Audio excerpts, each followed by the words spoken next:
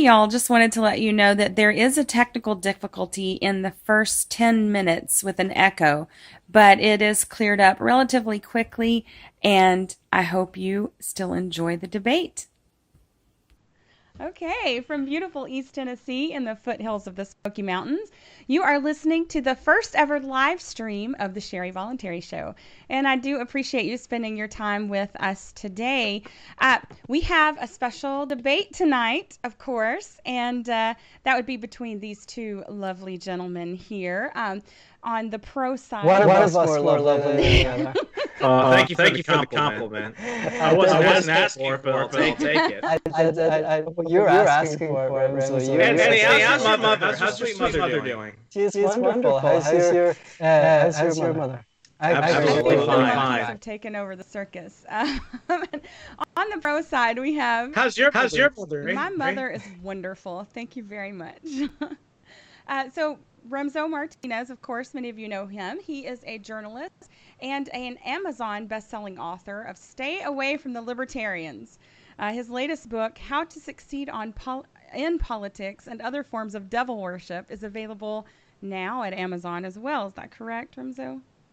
It's actually going to be out on August 30th. If you want to go ahead and read the book, you can go ahead and Indiegogo. You can get a fresh copy, discounted and signed up until August 16th. Awesome. I'm just special. That's why I didn't know when it actually comes out. So you can also follow him on Twitter at Remso4VA, as in Virginia, and also his website, rwmartinez.com.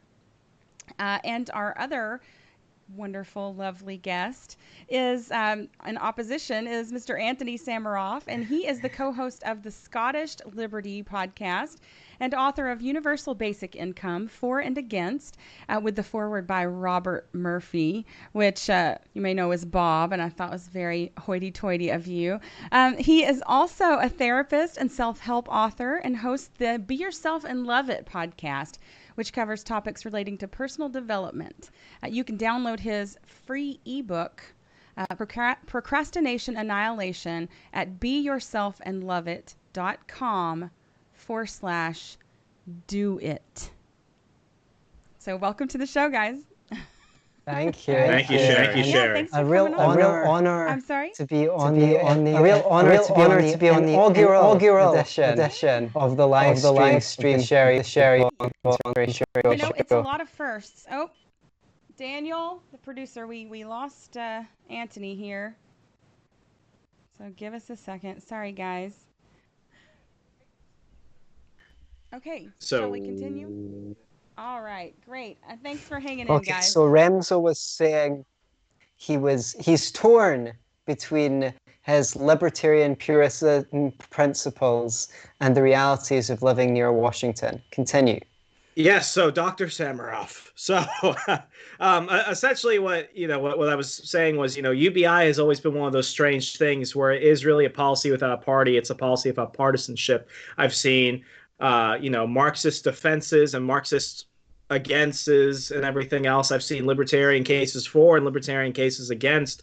But one of the things that really kind of threw me into an existential crisis was this quote by Friedrich Hayek, in which he said in Volume 3 of his Law, Legislation, and Liberty, the assurance of a certain minimum income for everyone, or sort of floor below which nobody need fall even when he is unable to provide for himself, appears not only to be wholly legitimate protection against a risk common to all, but a necessity part of a great society in which the individual no longer has a specific claim on the members of a particular small group into which he was born. And I think that speaks to a lot of other things. In the United States right now, we're talking about race-based reparations. We're talking about gay reparations. We're talking about how to steal from different groups of people, hoping that maybe we'll just go ahead and pass enough hands and everything to the point where we'll be happy.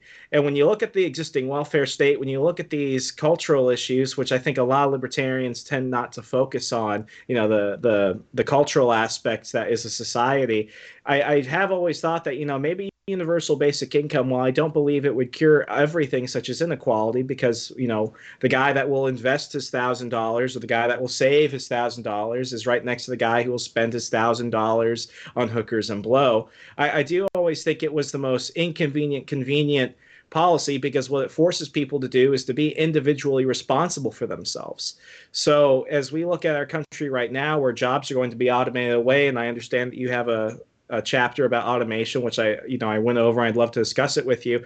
I do believe that, with many libertarians, it's always either scrap the welfare state or keep it as is, but you can't ever have a mix or match version of it. I think in the flawed world we live, where basically we do have people on the right and left who are collectivists of all variations, that universal basic income might be the solution that we might not necessarily see at a federal level, but something we could see throughout our, many different states and cities. So it's one of those areas where people have tried to convince me prior, and it just hasn't really budged. So that's my case. All right, Antony, would you like to make your opening arguments? All right, thank you very much, Remso. Okay, I'm going to lay out my arguments as quickly as I can. People know that I'm a tendency to be long-winded, but I'd rather respond to what Remso has to say than go off on my own. So we'll see. First of all, I want to state that I'm not against gradual reductionism. I would never commit the perfectionist fallacy in philosophy, which is to say, well, that doesn't solve the whole problem, therefore we can dismiss that. I think things like school vouchers, for example, which are slightly better than what we have, we should implement policies that are better. So it's incumbent on me to demonstrate to libertarians that the UBI is not actually better than what we have, and that there's alternatives to the UBI which would be better than what we have. The first thing is, I have to humbly disagree with Hayek and yourself, Remso, because I don't think that the UBI is going to make the status quo away. People who want more social benefits and in society will not go away once the UBI is instituted, because, as you mentioned, it won't solve inequality, and it won't solve poverty either, because it doesn't attack the root of poverty and inequality, which is that some people have low skills that do not have a high market value, and they have no capital, which means they're not bought into the stock market or into property, so they don't get a passive income either. All that's going to happen is that we're going to take money from the deep end of the swimming pool, we're going to take it from the rich people, and we're going to pour it in the shallow end. Those people are going to take that money back into the shops. It goes back to the rich people again, and we'll pour some out in bureaucracy on the way. Now, add to that this is not this is not all things being equal. What's also not happening is those people you're taking the money from to create a UBI are not going to be investing that money in machines and factories and things which increase the number of goods and thereby reduce the price of goods, because that's the law of supply and demand.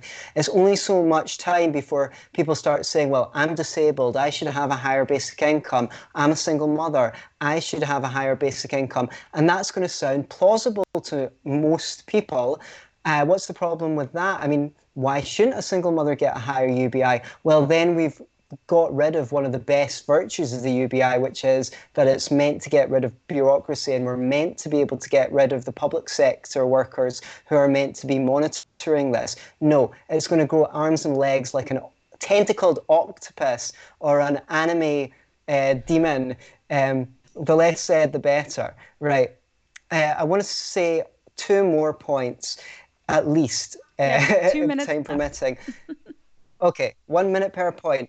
Basically, at least the current system is discriminatory. Under this UBI system, very wealthy people will be handed out $1,000 a month, but that's not the only problem. You're also going to give this money to people who've got substance addictions, or people who gambling problems, bad spending habits, people who are addicted to computer games or Facebook, who should actually be getting out to work in a bar or cafe to mingle with people for some occupational therapy, you're making their lives worse. You're going to make their deaths worse. They're not going to be able to get off the couch, right? So the thing is, and the final thing is, the most scary thing is, once the government has got control of people's purse strings and is giving people $1,000 a year. This is the beginning of a dystopian science fiction novel. Now you need to get a mandatory ID card, otherwise they're going to take away your basic income. They've got this thing in China now where they're rating people based on their citizenship score.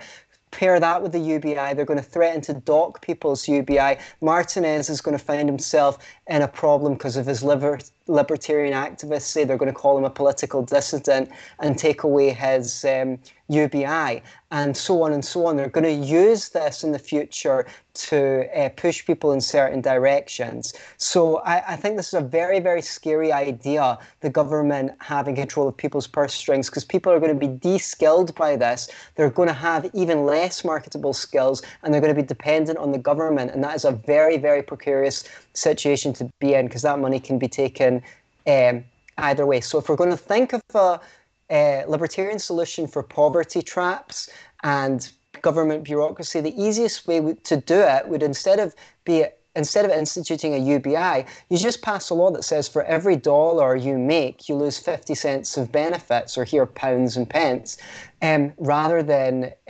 rejig the whole economy in this way that's potentially very scary.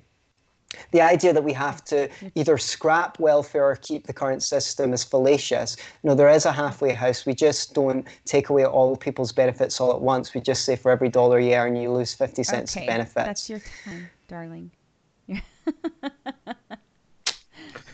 So, thank you for definitely clarifying that, because I think it's incredibly important that people understand, because especially for a lot of, younger libertarians, we have something which in my first book, Stay Away from the Libertarians, we call the macho flash. Mm-hmm. You have an example of, drug reform, for example, where one person's talking about the inefficiency of private prisons and the racial discrimination that goes into which drug offenses are put in jail and which ones are just shoved off. And then you have the other person saying, I want recreational cocaine vending machines in preschools. I think a lot of people just want to jump between what we have now and absolutely nothing. And, to kind of take your points, from your last point going backwards on that, I think a lot of people tend to think that we are still really on the road to serfdom, but to a large degree, I think we're already living in 1984. At least I think that most of the world is living in 1984. In America, North America, I'll include Canada specifically, I think we're really living in a brave new world. We're drowning in a sea of information, and we're completely ignorant in the process. But when it comes to, understanding the unintended consequences of this, the people that won't go out, the people that won't produce, the people whose lives will be made worse. I think the biggest problem is that I fear what an angry person does more than a bureaucrat taking my money right now, because what we have in the United States, and I don't want this to sound like I'm saying poverty is only an American thing, but I'm using America as an example. When you look at the corridor of pain between Baltimore, Newark, New York City, and Detroit, for example, they used to be the manufacturing hubs of the United States. And what have we seen over time? 3 big truths. One, we're addicted to fiat. Whenever something goes down, we want to bail it out. Secondly, people feel that they're entitled to work, they're entitled to jobs, they're entitled to a minimum income. This entitlement factor, especially, and I want to say more grown adults, it's not just something that they can simply be pulled out of. They don't want to go back in terms of what they're entitled to. They want to get more, and we're seeing that now with their current presidential cycle. And lastly, I live outside the most powerful city in the world, Washington, D.C. I grew up in a very, comfortable middle-class family. And what I found after college, like many of my other colleagues, is that, a lot of our degrees, we suffer from degree inflation. I have a degree in political science. As I joked last night at an event I was at, it's a good intentions degree for the most part. But some of the jobs I had were as a mall cop, as a GameStop employee, and as a door-to-door makeup salesman, ironically. And the one thing I noticed by working with much more blue-collar folks is that, life for a lot of people is a struggle. And while they understand that you have to pay your bills, pay your taxes, be a responsible, productive citizen, I have seen throughout this country what happens when people can't pay the bills on time. And they tend to make very drastic decisions. So when I look at UBI right now, it's not necessarily that it would be, something that would actually fix anything, but it's more like putting a Band-Aid on a bullet wound. I think I'm much more afraid of, what angry people will do when they start demanding much more than just, $12,000 Okay. a year for just basic Good, problems. good response. So, Anthony, since Remso did a rebuttal to your opening remarks, would you like to say something to that, and then we'll get into the questions? Or Well, it just seems to be saying that the peasants are revolting. I'm not calling them peasants, but basically, I think it's like, okay, well, these people aren't going to go away, so let's just give them some money and shut them up. And I don't think that's going to work. I think people are, as you said, going to continue to be dissatisfied, and this is one of the problems with libertarians advocating the UBI, because we should be actually educating people on things like, for example, the fact that I don't have the exact figures for the USA, although there is a chart in my book. Here in the UK, since the early 80s, the price of houses has gone up by a factor of 7 or 8. So there's a reason for that. The government intervenes in the housing market to stop people from buying a house. Imagine how much richer everyone would be if their mortgage or rent was half what it is now. Imagine how much richer everyone would be if we had free trade and we could import goods from the poorest countries in the world for cheaper. And imagine how much richer everyone would be if the Fed didn't keep printing money. Imagine how much richer everyone would be if we were, say, giving vouchers for schools and for healthcare rather than having the government pay for it, so that people were competing to improve the quality of their skills. And we're really losing our imagination when we say, well, let's just give everyone $1,000 to shut them up. We should be saying, why is it after 11 to 13 years of mandatory education, people are coming out the school system with no skills so they can provide for themselves? We should be saying to people, we should have a society where people feel competent to go out and make things happen for themselves, not this assortment of wounded people who've wasted 11 to 13 years of their life, more if they've gone to college, being bossed around and taught to submit to authority, and then they find they can't put food on the table for themselves. We've been robbed of this. So yes, there's radical reforms to be made to society, but just saying, oh well, we should just institute a basic income is not to capture people's imagination and show show them of a vision of the future of what could be possible in a time when, manufacturing and service jobs are going to be automated away, whether you like it or not. But that is an opportunity. That's an opportunity to get rid of the large classroom sizes, get back to, a couple of adults for every 4 or 5 students that can really cater to their needs. It's the end of long hospital waiting lists. It's the end of the cost of healthcare when so much of healthcare will be automated.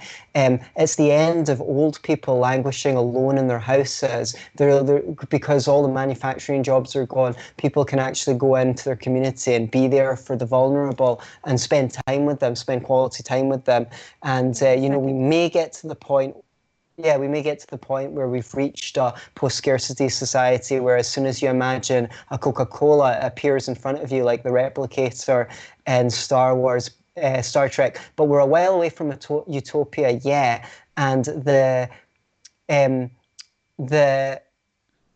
taxation necessary to fund a UBI will slow down automation by taking money away from capital formation, and it will not empower people to be the masters of their own destiny. They're going to be bribed into dependency. all right.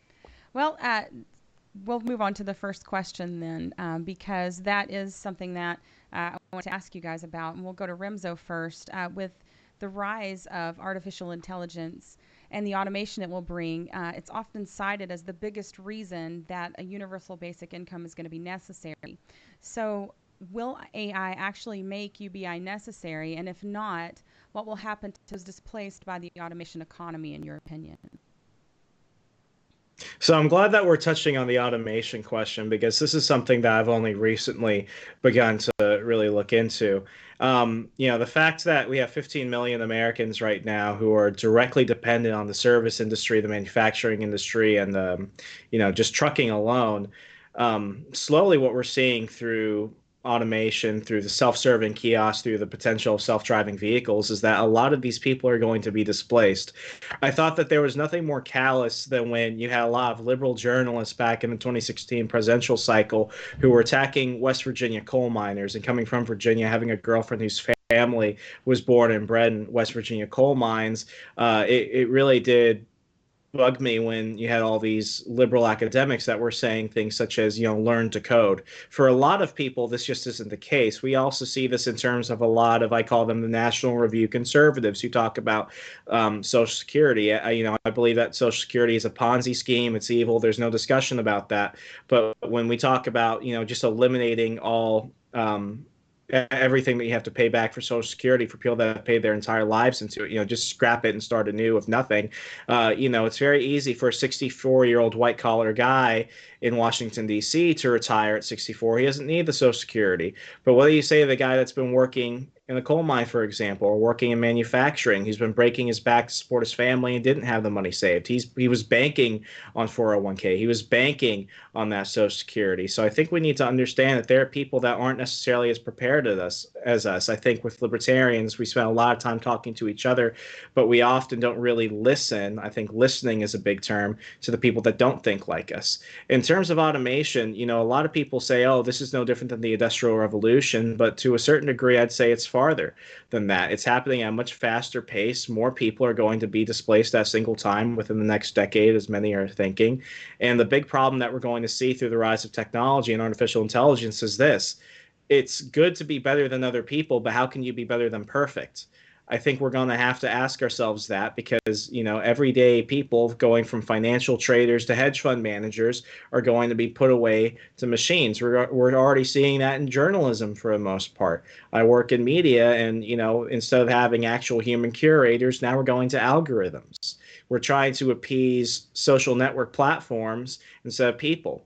And in terms of just the government, promoting a society of dependent, lazy people that aren't reaching their full potential, I also go ahead and I put much of that blame on, just society ourselves. I think we are very much to blame.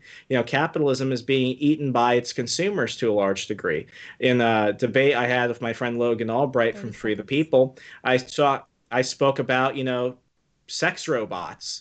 What's going to be the purpose of going out and meeting an actual woman where you can just go ahead and, rent a sex robot at a red box outside of a CVS, for example? Sorry if you don't know what a CVS, it's like a pharmaceutical store. They also sell beer and stuff. It's really awesome. So, I think what we're encountering right now isn't a matter of what's a good option, what's a bad option. I think we're just dealing with multiple bad options. So we might as well just find the one that eases the pain the most. Interesting. Anthony, your response to that, and do you agree that there is an AI revolution that some say has already begun? And what do you do to happen, or what do you see happening to displaced workers? Well, okay, so there's no way to disprove the idea that this time is different, because you can't disprove a negative, you can't disprove the existence of God, for example. So, but what we can say is there's no actual evidence yet that the speed of automation is speeding up. Even if it is, I don't think that's necessarily a bad thing. People are only actually looking at one side of the equation. So, for example, according to Yang, 168 billion per year can be saved by automating trucking, right? Most of that money is going to go to consumers. So everything we buy is going to go down in price by the price of delivery, by the labor costs that are saved. This means everyone's going to have more money in their pockets left over to buy Lord knows whatever they want. But whatever they want is ultimately going to put people into other forms of work, because the purpose of work is to serve human wants and desires.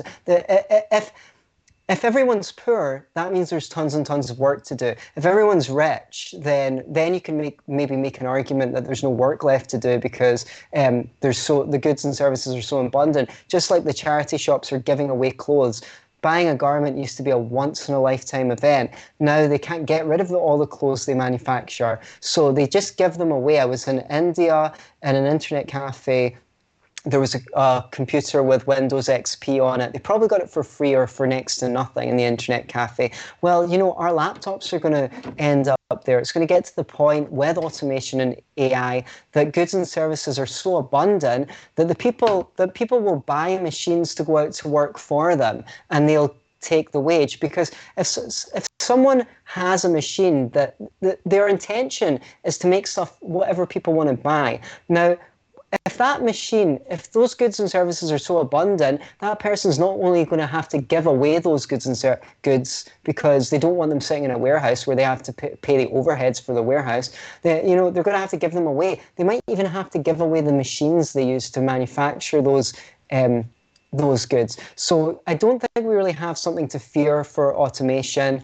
when it could be that the price of goods goes down so far that in the short term they need to take on more truckers in addition to their automated truckers. That's what happened when Henry Ford automated the manufacture of cars. Cars became so cheap that more people than ever before could buy them, and he had to take on more staff. Now, yeah, in the long term, things are going to get automated to get away in ways that we can't even imagine. But some of these things, like the drones, for example, collect so much data that one military general said their biggest staffing problem was staffing their unmanned drone programs because they needed people to collect the data. So there's no such thing as a CAT scan operator or a microchip assembler before the necessary technology has been arrived. So we've got no idea what man is going to be doing with machine to create work. But certainly, even if all the work is automated away at the end of the day, we're just going to be in a post-scarcity society where, because all goods and services are so abundant, they have no sale value. They're going to be as abundant as air. And, you know, at least at the moment, no one can sell you air because it's super abundant. Not yet. No, you can get canned air, though, right? So moving on to the next question, unless there's another question to pose from that. I'm sure there's a lot that can be broken down from that, Remso. And you do have your 8 minutes that if you'd like to ask Antony any question or cross. No, I mean, I guess the only thing I really want to mention is, that's a very, it's a very interesting statement. We can't sell air right now. I mean, I think that's really funny, and I love what you want. Oh, sorry, I just wanted to add one thing. I apologize for cutting across, but I meant to mention with the truckers, that might be an argument for a basic income for a year or two while the truckers retrain or while the people in kiosks have been replaced with service machines. You could make an argument for that. It's not an argument for a universal basic income, though. I think it's really funny you bring that up because it kind of just leads to a point I mentioned. People freak out when they hear $1,000 a month, but $1,000 a month in like New York City, for example, like that doesn't cover the rents. I live in where I live right now, one of the most affluent one of the most affluent suburbs in the United States. $1,000 doesn't even come close to the rents. That's like nothing. Like you cannot live off $1,000 here. So even saying that, maybe for a year or so, I think what we need to do is also imagine just the long-term effect on that. The fact is no one can live off $1,000 a month. Rent for most places, even in your most, lower income communities, maybe $400 or $500 a month if you find like the crappiest apartment ever. That $1,000 goes away fast. You still need to work, even if you're living off $1,000 a month. When I was, I started several businesses and I wasn't making that much. And, luckily I had family to lean on. I had that family factor, which I think a lot of libertarians do try and emphasize as a buffer from the welfare state. I've experienced it firsthand. I could talk about it like that. But, when we talk about the $1,000 a month, I think we also need to realize that just doesn't cover enough. And secondly, in terms of, like the Star Trek example you brought up, where you can just go ahead and go to that machine and it can create a Coke for you. I believe that the replicator, I think that the free market is the best system for which things can come about. I'm never going to argue against the free market, but what I don't want to ever assume is that, all capitalists are good people. What we're seeing right now, if the China effect, for example, competing with China, we have something as one economist over at the the Economist magazine brought up was the plastic crap effect. Why would you make something that's good and lasting and might last, a generation if you just take care of it, like a camera or a computer, for example, when you could make it with faulty parts and poor components, and then, people are going to be forced to take care of it. We're seeing this with iPhones, when iPhone batteries were blowing up, and these phones are supposed to last 5 to 7 years, only last a couple years. Well, what we found out from Apple was that they were purposely infecting their phones with bad updates and everything else to force people to buy the upgrade, to force people to get the battery. So I think what we need to understand is I don't think we'll ever go to that post-scarcity world. I think wherever there was greed, which as libertarians we admit is a natural factor for both good and bad, I don't think we're going to reach that Star Trek Next Generation utopia. All right. Okay. There's a few points in there. Okay, at least 3. The first one was about the cost of living. Okay, well, there's nothing to stop your landlord from just putting up your rent because they know that you're getting $1,000 a month. So why don't they just put the rent up for $1,000 a month? Why doesn't everyone who own a shop just put the price of goods and services up because they know everyone's going to be $1,000 a month earlier? The only bulwark against that is competition, and without getting the government out of the provision of housing and letting people build, I estimate that my guess is that they basically just increase all the rents and everyone's UBI just ends up in the hands of landlords. Secondly, your point about the post-scarcity society, the capitalists don't need to be good people to give away free cokes, right? The charity shops are not trying to give away clothes that they can't sell out the goodness of their hearts, or give away DVDs and VHS tapes. They're giving them away because there's no one there to buy them. Out of self-interest, the capitalists will give away the machines and the goods because they don't want to have to pay to keep them in a warehouse somewhere. They have to pay to keep them. So they're going to try and get rid of them. As for planned obsolescence, the plastic trash, yeah, that happens. It mostly happens because people actually don't want the same phone for 7 years, sadly enough. But the reason that it happens more than that is basically because of patents and intellectual property are very much reducing the amount of the amount of competition. So yes, they can sell you a trashy fridge that only lasts a short time, but if there was more competition in these markets, then there would be more pressure on companies to produce durable goods because they're competing with superior products. There's so much intellectual property, whereas in some of these spaces, like the manufacturing of telephones, there's only a few big players. So, and the same can be said for a lot of technological industries. Yeah, it's remarkable how fast our laptop technology is coming on, but probably even faster without these limitations placed on the speed of progress by government.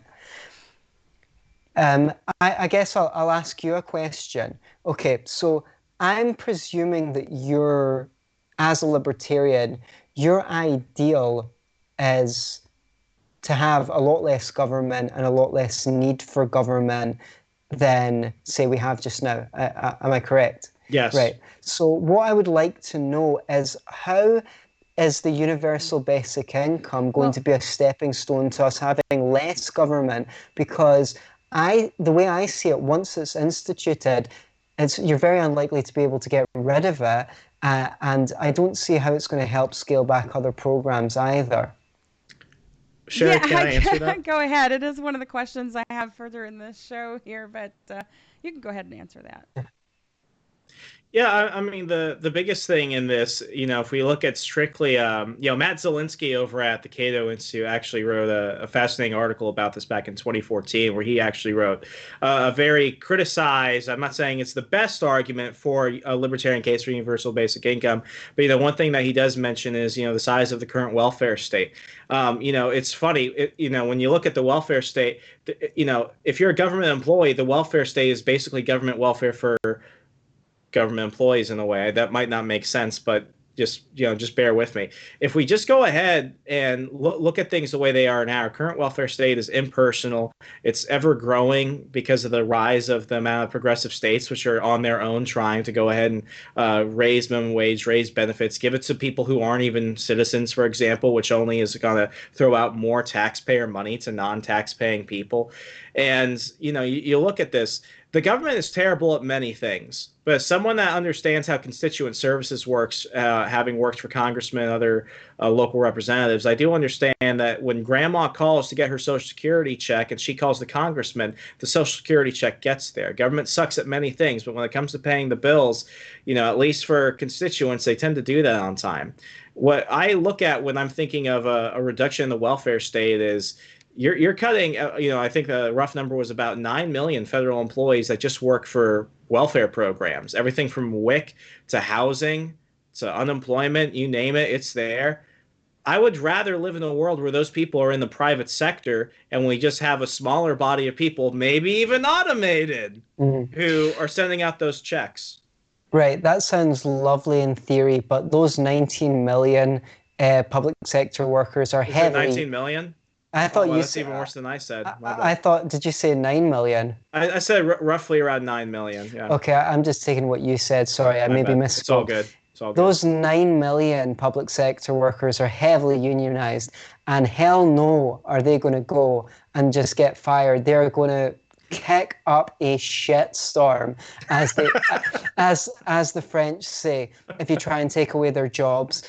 And it's not just going to be them, because there's lots of people in government who are going to be sympathetic towards them, and there's lots of people who want to buy their votes, but other people will go on strike as well to defend them. So I think that Zwolinski has a lot, I've got a great respect for Zwolinski, but I think he's got a lot more faith in what's possible and realistic than I do, because 9 million people don't lose their jobs without a fight. And especially since they've been in the public sector, which is a comparatively cushy position where you don't have to work so hard and you get more benefits, and they're very sympathetic towards your needs. Exactly. They're not likely going to go into the private sector. They don't believe in the private sector. They believe they're entitled to more than their market value. So I don't think that they're going to go without a fight, unfortunately. It's not going to be that easy. Well, this sort of moves into the next question for you, Antony, and it has to do with the free rider program. There's Thomas Sowell, whom we all know and probably respect, I imagine, said that economic policies need to be analyzed in terms of the incentives they create rather than the hopes that inspired them. Will UBI incentivize free riding and cause more problems than the ones it aims to solve? There's a chance that it will improve two things at least. One is that it theoretically could reduce the amount of government bureaucracy, and the other potential is that it removes welfare cliffs where people, if they earn more, they take away less. It disincentivizes people to work. However, like I've said, I don't really believe that will be the end of the story. I think people will call for supplements to the universal basic income. Martin Ford, who wrote Rise of the Robots, who I'm debating in January at the Soho Forum, he actively says that he doesn't think a universal basic income is enough, that the government should look to use the basic income to incentivize people to volunteer or do. That is scary shit. That is the government using public funds to nudge people to do this, that, and the other behavior. I think once the government has those reins of power, it's very unpredictable what they might do, and they're not beyond doing egregious things like forcing you to get a mandatory ID card or threatening to take away your UBI if you don't agree with the most recent cultural Marxist norms or the status quo. So it's a very, very scary thing. And I do think the incentives for the people in power, once they have instituted a universal basic income, is really what we need to be scared about, not just, say, the disincentive to work that it may cause, or indeed for the people who are being taxed to pay for it. You know, if I'm a doctor, I'm very unlikely to want to work 60 hours a week to get taxed at 60, 70, 80% to pay for a UBI, which is probably not unrealistic. I did a calculation and found that if you took all the billions from the billionaires in the world today, it would only last 2.5 odd years to pay a universal basic income for America. So you're going to have to tax people who are on modest incomes to pay for it. And then you've just got this round and round we go, merry-go-round of paying out the universal basic income so people can pay tax to pay for the universal basic income so that people can pay tax for it. I do think we should be worried about the incentives incumbent in the UBI. Like giving gift cards at Christmas when everybody just gives them and just redistributes the cash. Right. So Remso, what are your thoughts on the free rider program, and can UBI even survive that? This is one of those areas where I agree with Antony entirely. I mean, when we look at UBI specifically, one of my biggest fears about it is, at the end of the day, I admit it's a utopian concept. My biggest thing is I don't think it could ever be instituted federally. So I don't think it could ever come down from the federal government, but I always thought maybe it could be done locally or statewide. He does mention, the Finnish experiment in the book. He mentions a few other examples. So I highly recommend people pick up his book to go read these things. But, the one thing I do want to mention is, when you look at what happened in, I think it was Santa Monica recently in the United States, they tried their own UBI experiment. But what the dumbasses didn't realize was that you can't have UBI on top of the current welfare state and expect everything just to get better on top of that, because all you're doing is you're incentivizing slothish behavior and bad tendencies. So even progressives, and I think this is where Yang is really going to start to, create a monster he can't control, because let's admit this much, he's not going to be the nominee. Eventually, other people are going to start taking his thing, and the dangerous thing is they're going to say, Yang, you're a freaking libertarian, $1,000 a month. What the hell's wrong with you? We should go $5,000 a month, $6,000 a month. So I do think that, it creates that possibility for a problem. I mean, Antony, let me go ahead and introduce you to a great piece of American literature you might be aware of, To Give a Mouse a Cookie. It just keeps, he keeps asking for more. He's gonna want milk. He's gonna want to watch TV with you. He's gonna want to spend the night. He's gonna want the guest room. He's gonna want the car. Eventually, he turns into a home invader and he just kills you and takes your house. I don't quite think that's how the book ended, but it was something like that. When it comes to this, it would create those problems. But then again, I think the current welfare state is almost equivocal to that. I think, when it comes to both concepts, what we're really doing is ultimately trying to apply a bandage to long-term issues. I think we're not necessarily on the road to serfdom, but we're already there now. And, in terms of the ID cards, it's kind of a side issue. I'm against the concept of a national ID card, but, they already know where we are. They know where we live. Our employers report us. We have to have driver's licenses. Apple goes ahead and they'll give all my data to the feds. I mean, I think we're already at that point. We're not on the road to serfdom. We're already in 1984. All right. Well, shall we move on to the next question, or you got something else to say to that, Antony? No. Well, I can't really disagree with someone agreeing with me. So. All right. Well, we'll move on then, since we've taken a little extra time. So we're going to go on to the final question here, and that is, this very well may be the most important question of all, Antony. So here you go. If we take as a given that the automation society is as apocalyptic to low-skilled workers as it's predicted, as an empathetic person, how would you anticipate anyone being willing to sleep with you ever again, since you're so heartless?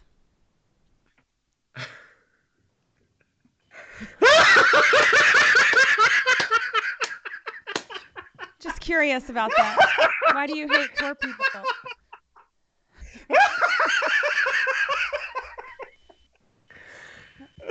Anyone who thinks that being heartless is an impediment to getting women into bed knows very, very little about women. Look up the Devil's Triad.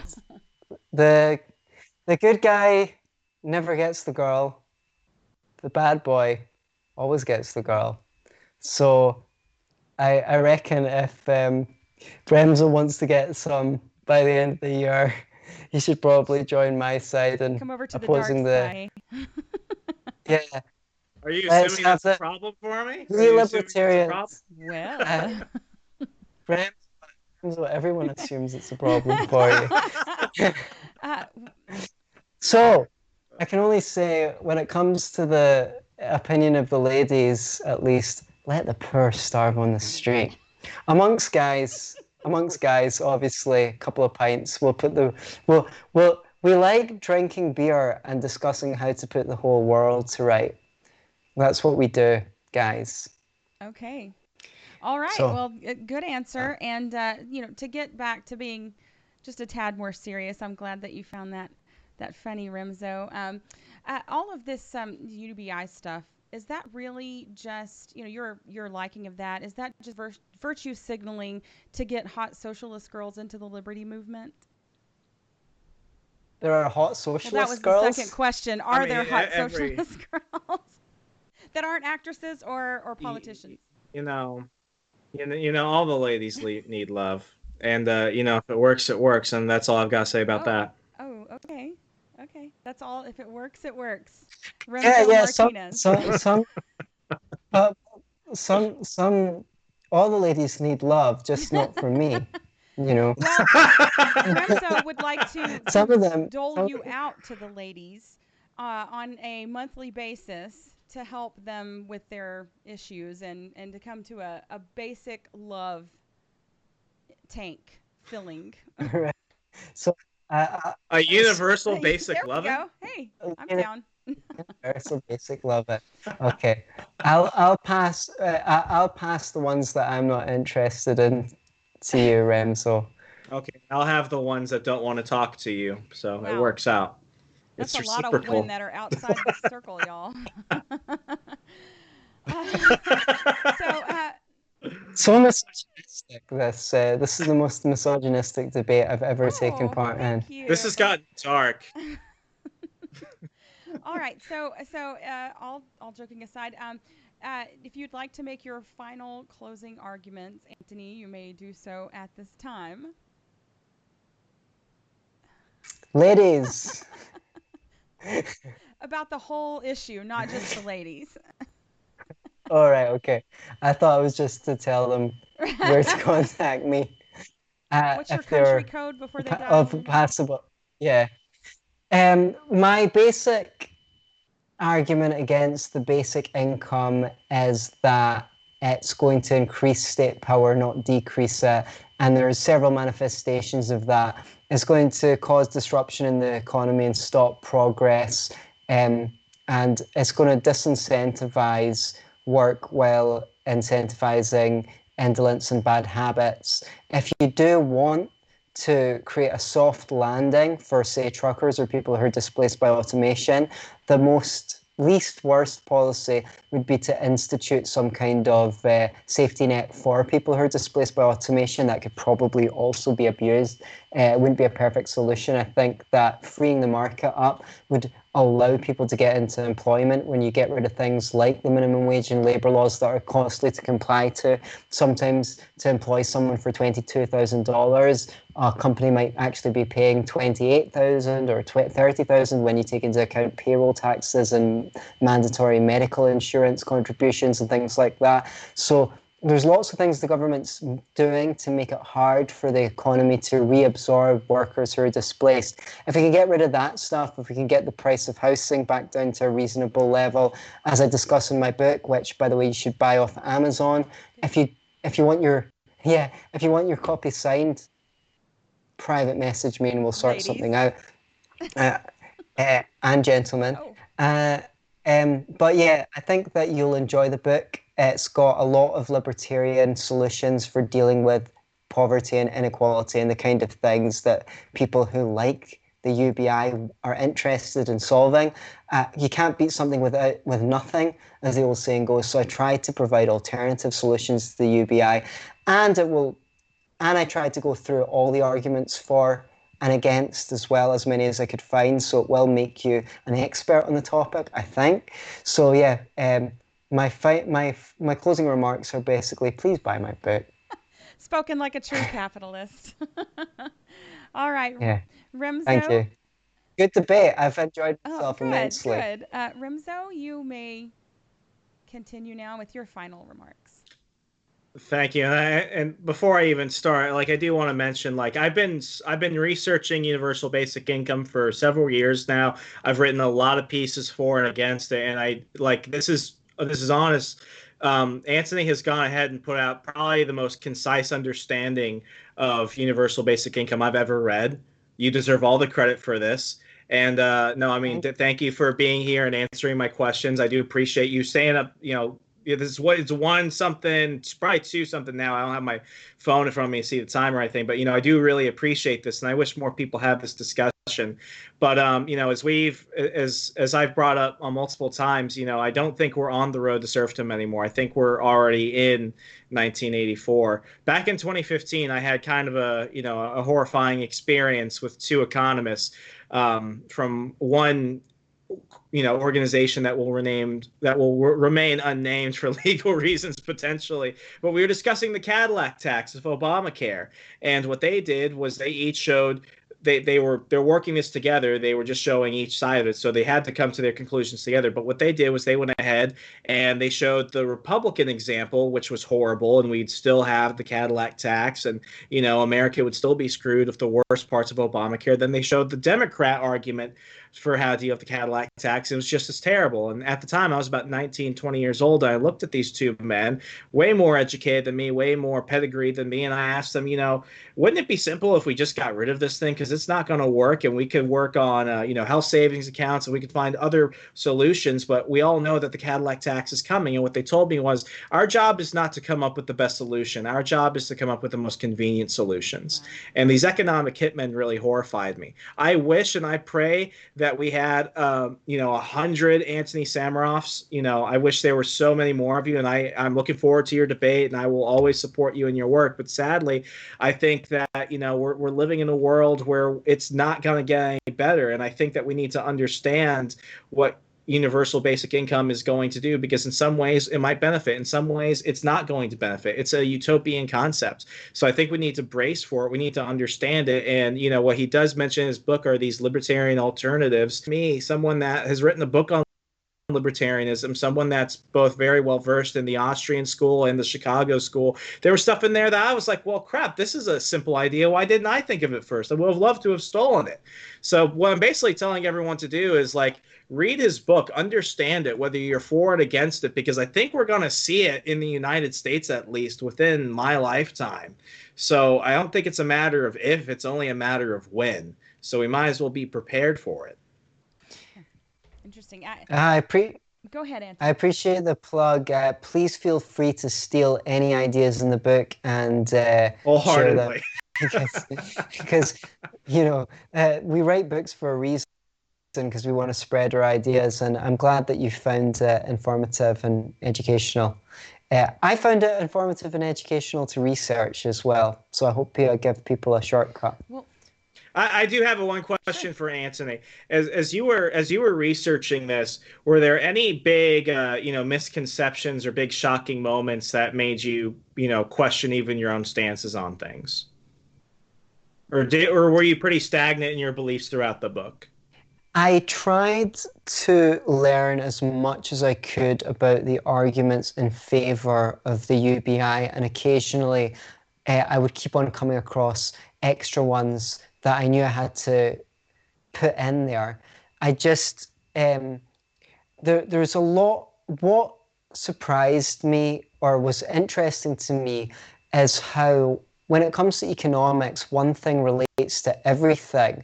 And there was so many underlying premises that people had, so many assumptions about the way that economics works, and the relation of capitalists to workers, and the relation of landlords to, and there's so many ideas about the role of government and the government's ability to implement or provide services that actually needed to be examined, that were seemingly irrelevant to UBI, but actually I couldn't give a full consideration of the UBI without touching upon.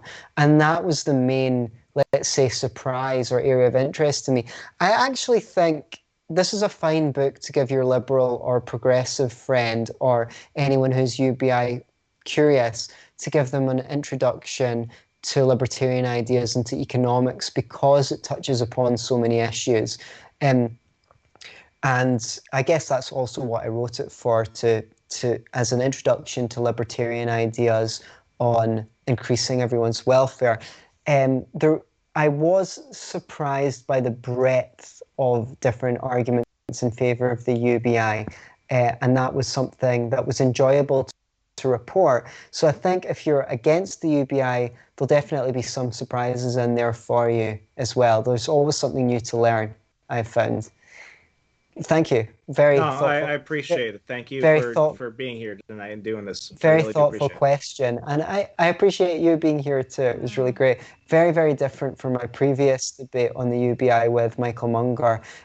So you kept me engaged and interested and on my toes for the whole hour and 15 minutes. So I think we've made a love connection here. I really do. I think you guys, if only... Yeah. Are we making eye contact right now? Are we going to just don't cross the screen? Does this mean that when I'm in the States, we're gonna go out and hit some bars, lady hunting? I'll play the bad cop, you play the good cop. I think he enjoys bad cop. It's a deal. Come to DC anytime. Well, guys, tell everyone, Remso, why don't you go first? Tell everyone where they can find you and mention your latest book again.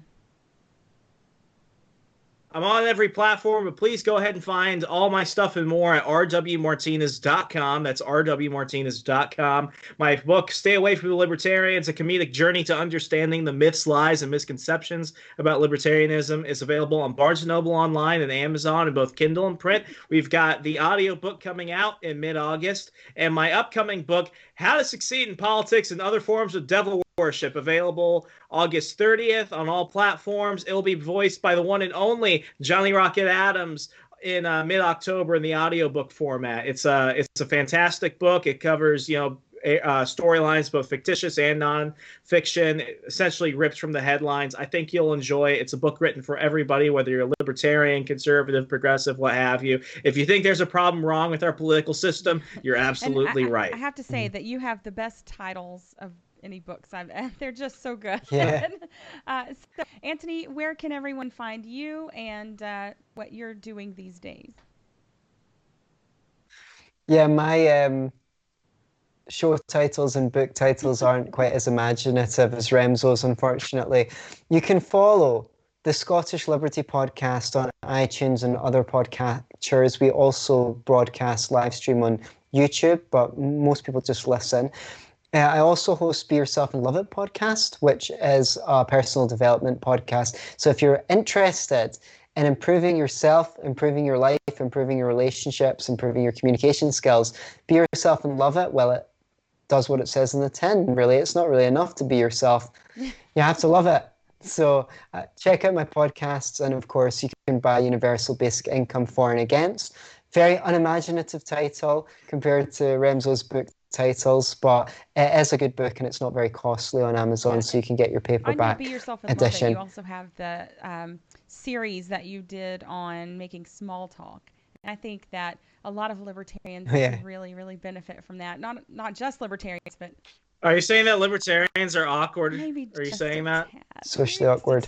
Sometimes. So I would highly recommend your non-libertarian work is what I'm saying, because I think you're a really good therapist and you do good work. So everybody go check that out. And of course, you can catch the Sherry Voluntary Show on Facebook or all the other platforms, podcatchers. And if you have enjoyed this content, you can go to patreon.com/SherryVoluntary and find... Is it the Sherry Voluntary Show or just Sherry Voluntary? Just Sherry Voluntary. Okay. Well, that's where you go. You find me if you'd like to do that. So thank you both for being on the show tonight. And my first, moderating a debate and also my first live stream. So, or as the show. So thanks a lot for coming on, guys. Thank you. Thank you both of you. That was a whole lot of fun. I loved it. Anytime.